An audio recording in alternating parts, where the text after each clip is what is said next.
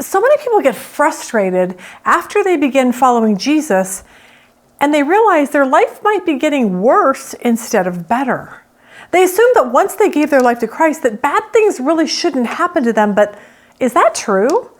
Join us today to see why Christians actually have a lot of trials and sometimes even more than non-Christians.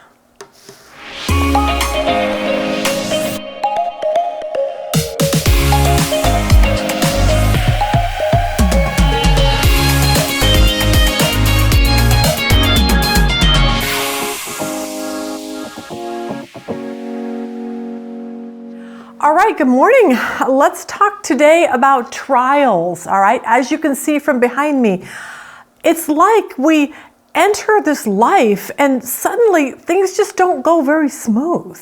It's just like you go from here to there to here to there and here to there and you're all confused because, that's just what life looks like. But then we follow Jesus and we're thinking, well, that line should line out here for us, but it doesn't. And you're confused, you don't really know why. So let's talk about trials, and especially those trials that come along that we're just so confused at what God is doing in our life.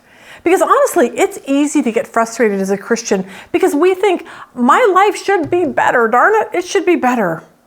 And we assume that, bad things shouldn't happen to us. Tragedy should stay far away from us, like job loss, divorce, hurt, pain. Really, God, those things you should protect me from. But are those things part of following Jesus? And the answer is actually yes. Those things are a huge part of following Jesus. So let's talk about this. Let's talk about those difficult things, those trials that come into our life. And let's add this. God says our trials are good for us. And we're like, what? I don't like that. But think about what it means to be a Christian, like in the biblical sense, like what it means to be a true follower of Christ. It says, God, I'm surrendering my life to you. My life is yours. I'm going to go anywhere you tell me to go, good, bad, ugly, whatever that looks like, my life is yours. And we say that. But I'm not certain that we actually mean it, okay? Because if we don't know God really, really well, that statement's going to be hard to be like, I surrender all. Okay, that's a hard statement. So, how do we get to know Him? How do we get to know Him to where it's easy to say, I surrender, I'm okay with whatever trials? And I think we need to remember that this is what trials look like. Like trials, hardship, nowhere to turn.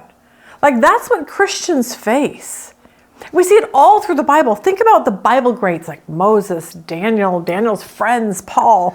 How did they grow up in their faith? Why were trials good for them? Because their faith looked the same way. Trials, hardship, nowhere to turn. It all began like that. Think about it. Think about Moses. Think about how the trial of like standing at the edge of the water with, all the Israelites there and, they can't get across and the Egyptians are coming after them. Like, think about that trial. They had nowhere to go. All right. And yet he had to trust God. The trial was good because he learned to trust God, that God could come through for him. Think about Daniel's friends. They all get thrown into this fiery furnace, and yet they had to trust God. God, here's the deal. I've surrendered my life to you. If you want to take me home, I'll die in the fire. If you want me to live, you're going to need to protect me. Like trials force us to trust God, to see that He's big enough to handle whatever our problems are. Think about the Apostle Paul. He has what he called the thorn in his flesh. Well, we don't know what it was. Sickness, illness, eye problem. Like, we don't know. But whatever it was really upset Paul and was hard for him to preach when he had this happening. But God's like, no. This trial is good for you. It pushes you to trust me to do things that you would probably want to do on your own. And we just see it all through the Bible. Think about all the people who followed Jesus. They didn't live in like ease and comfort. Many of them lost their homes because of their faith in Jesus. They were on the run for their lives because of their faith in Jesus. Think about Peter. He's crucified on a cross upside down. The Apostle Paul, beheaded. James, murdered by a sword. Mary watched her son die this horrible, horrible death on a cross. That's just the New Testament. How about the Old Testament? Job lost everything. Joseph, his brothers betrayed him and sold him to, into slavery. Moses, 40 years of his life wandering in the wilderness with some bratty people. Jeremiah, okay, he was hated, ridiculed, literally thrown in a pit one time of mud where he pretty much thought he was going to die. How about Hannah? She couldn't get pregnant. Esther, who could have died trying to save the Jewish people. And that list could go on and on and on. Because when you read the stories in the Bible, you realize that life following Jesus or life following God in the Old Testament, that was never easy for them. But they grew in their faith. And this is why. Because we learn the most about God from trials, not comfort. And here's what we say. These people wouldn't even be in the Bible if they didn't have trials. I mean, think that through. We wouldn't know about any of these people if it weren't for the trials that came into their life. And what we learn from the men and women in the Bible is this: you will have trials, but there is a purpose. That's really good news. Trials are a normal part of a Christian life.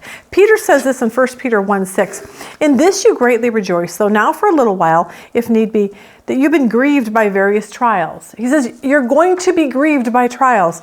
But why? He goes on to say in verse 7, that the genuineness of your faith, being much more precious than gold that perishes, though it is tested by fire, may be found to praise, honor, and glory at the revelation of Jesus Christ.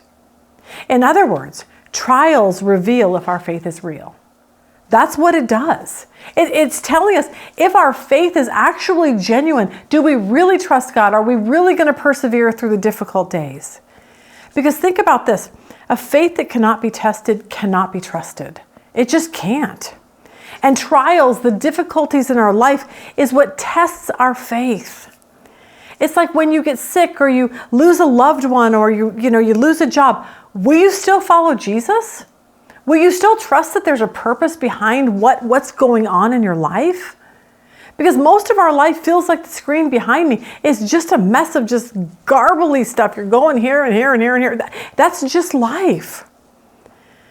And I don't know about you, but I want, when that happens to me, I want my trials to push me forward in my faith, not backwards. Because think about this. I want to grow strong in my faith through the trials. If you were going to exercise, like our body physically, we grow stronger when we exercise. And our soul, that grows stronger through the trials, the exercise, the trials of life. And without our trials, we can become spiritually weak. But here's what we need to know. God doesn't need weak Christians, weak soldiers. He needs strong Christians, strong soldiers, because it's going to take strong people to get the good news of Jesus out into the world. Seth Godin says this. He says, soldiers realize that it's war that makes generals. Following Jesus means we are going to have to live in a spiritual battle. We're in a spiritual fight every day, a spiritual battle for the souls of our family, the souls of our friends. We want people to come to Jesus, but in this culture, we have to be really tough. We have to be really strong in our faith. We have to be able to be so strong that we can withstand persecution and being mocked. And here's what trials do. Trials train us for battle. Think about it this way. If you have a lot of trials in your life, here's what you need to know. God entrusts us with trials. It's not a bad thing. We need to look at trials as, all right, God, let's go. What do you want to teach me today? Acts 14:21 says this, and when they had preached the gospel to the city and made many disciples, they returned to Lystra, Iconium, and Antioch. Okay, they just did something really good. I went out, I shared the gospel. So many people came to Jesus. But look at verse 22, strengthening the souls of the disciples, exhorting them to continue in the faith, and saying, we must through many tribulations enter the kingdom of God. They did not say, you know what, through all the comfort in your life, you're going to be good. He doesn't say that. He says, through many trials and tribulations, that's what it takes to follow Jesus. So, if you are going through a trial, remember this, God is at work and nothing takes him by surprise. Always remember that. And then this, remember that every trial sent is God's way of growing us closer to Him. It just is. Which is why we can do what James, the brother of Jesus, says in James 1:2. He says, "Consider it great joy, my brothers, whenever you experience various trials." You're like, what? No, really. We need to say, okay, I need to be joyful during this time. Why? Knowing that the testing of your faith produces endurance. All right, the more you're tested, the more you'll be able to endure your faith longer. That the genuineness of your faith, being much more precious than gold that perishes, though it is tested by fire, may be found to praise, honor, and glory at the revelation of Jesus. We read that in Peter. So let's look at our trials with a different perspective and ask this: God, how can this trial bring me closer to you? How can this trial make me become a stronger follower of yours for any kind of battle that comes my way? I hope that helps you. Have a really good day.